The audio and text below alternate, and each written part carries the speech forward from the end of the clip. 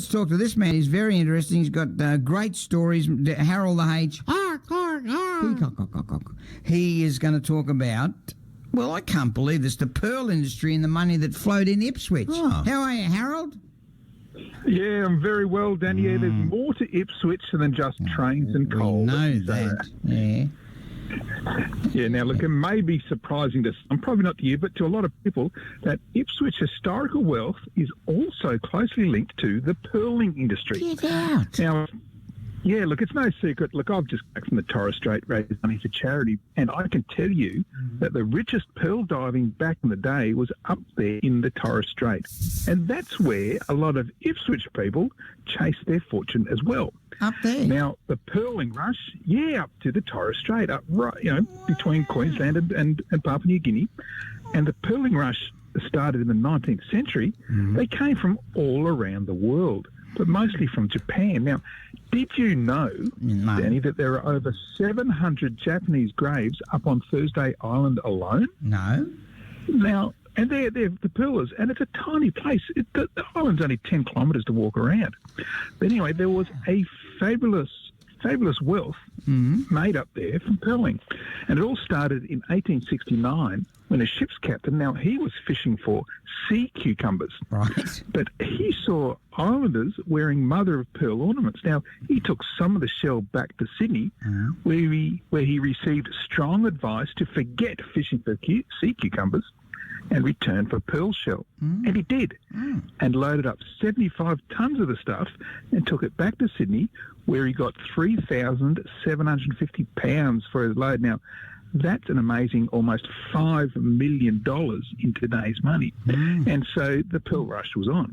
Wow. And one of the leading pearlers in the late 19th century was Percy Outridge. Oh, Percy. Now, he first went up.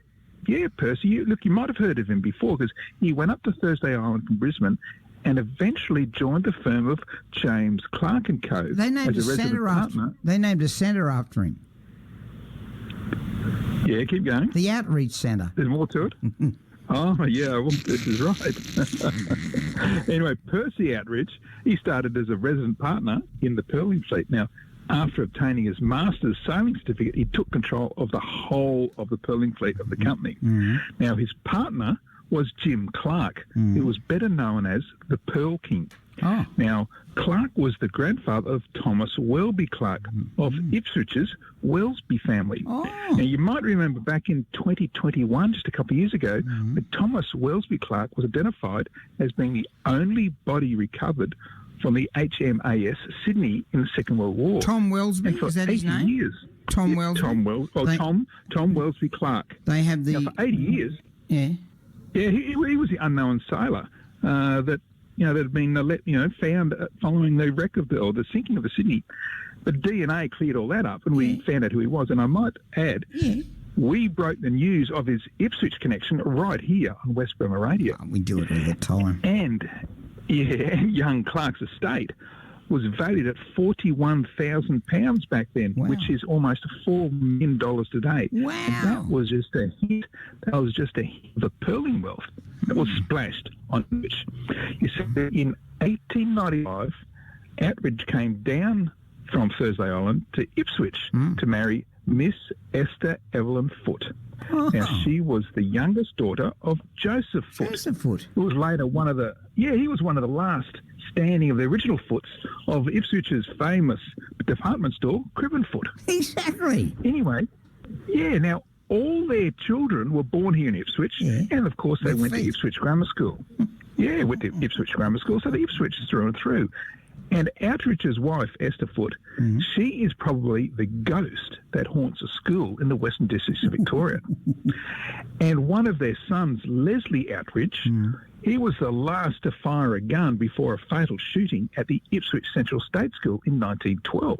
I think we did that. Anyway, we did. So the pearling history is interconnected through everything here. Wow. And in 1897, when Ipswich's Percy Outridge, when he was one of the biggest pearlers around, the pearling industry in the Torres Strait alone was generating £127,000 per year. That's a fabulous $126 million in today's money. So not only did some of the money flow to Ipswich, but also some of the pearls. You see, pearls and lace became the absolute winning combination in all fashionable weddings. As you know, you and Damon would know that. It seems that every Foote family wedding from then on featured a generous number of pearls. Wow. Yeah, there was the Foote Fox wedding in 1899, the Foote Stevens wedding in 1911, the Foote Scott Fletcher in 1923, Foote Hooper in 1939, Foote Punchett in 1950. These are just some of the Foote weddings that all strongly featured the fashionable and expensive pearls. Now, one particularly notable one was the Foote Worley wedding in 1901. Right. That's when the groom, Edgar Foote, lavished pearls on virtually everyone. Now, of course, the bride got her pearl pendant, bangle and brooch pearl, but in addition to that, the bridesmaids also got pearl bangles, and even the flower girls got pearl brooches.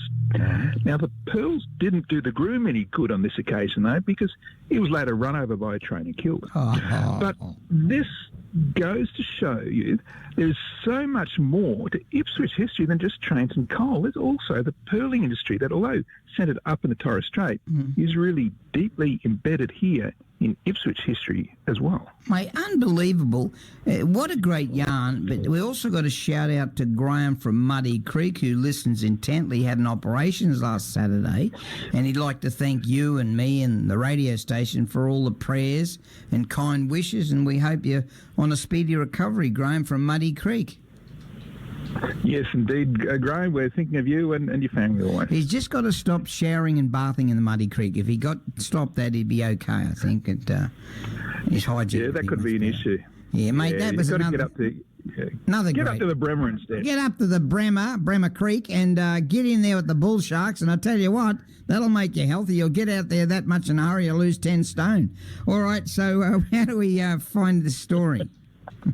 Yeah, go online to historyouthere.com. I'll have photos and a whole lot more detail of the Outridge family and the pearling industry that certainly added itself to that fabric of Ipswich history. We are building historyouthere.com. We are building an Ipswich history book, and we'll better get people out there interested. When I'm the mayor, we'll definitely get it printed. That was Harold Peacock with historyouthere.com on West Bremer Radio. It's 8:22.